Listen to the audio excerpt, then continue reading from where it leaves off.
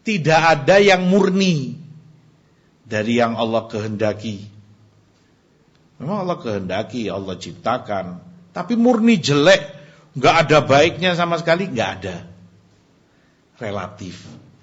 Contohnya lebih jelas begini.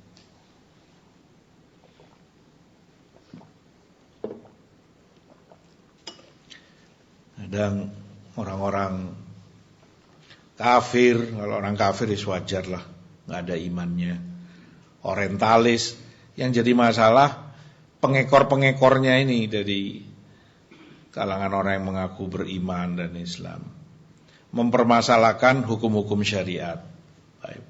Kenapa harus ada dalam Islam potong tangan bagi pencuri, penggal kepala bagi pembunuh, atau pelaku kejahatan yang memang pada tingkat tertentu kayak pengedar narkoba misalnya dibunuh.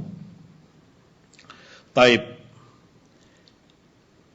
Kalau dilihat dari satu sisi itu kejelekan. Bagaimana tangan orang dipotong?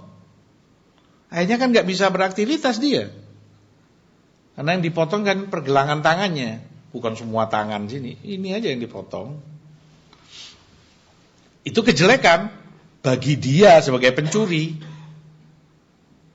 Karena akhirnya yang teriak-teriak human right, hak asasi manusia, ini itu nyawanya orang bagaimana dibunuh. Itu kejahatan kepada dia, kejelekan. Betul. Kita mengakui di satu sisi itu kejelekan bagi dia, bagi si pelaku pembunuhan, bagi si pencuri, bagi si hukum-hukum yang Allah tentukan bagi dia. Baik. Apa murni itu kejelekan? Selesai titik di situ? Coba kalau orang mau berpikir agak panjang, dampaknya kebaikan yang besar sekali. Ini orang dengan dipotong tangannya, satu orang, tapi orang sak negeri, sak kota aman hartanya. Karena nggak bisa lagi dia mencuri, telapak tangannya dipotong. Banyak orang aman, semula orang nggak aman. Dicuri, diambili harta benda mereka yang dia peroleh dengan keringat, dengan banting tulang, capek. Siang hari dia harus terik matahari.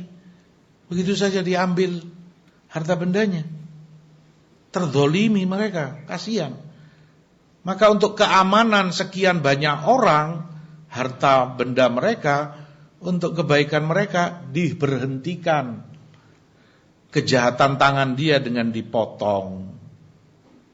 Sudah selesai.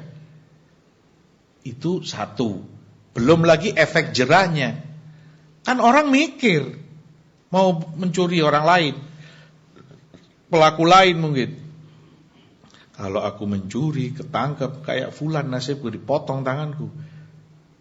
Sejuta kali dia akan berpikir ulang untuk melakukan kejahatan itu. Memberi efek jerah positif. Maka lihat, relatif. Kejelekan iya mungkin di satu sisi. Tapi pada sisi lain banyak hikmahnya. Banyak kebaikannya dari syariat yang Allah tentukan.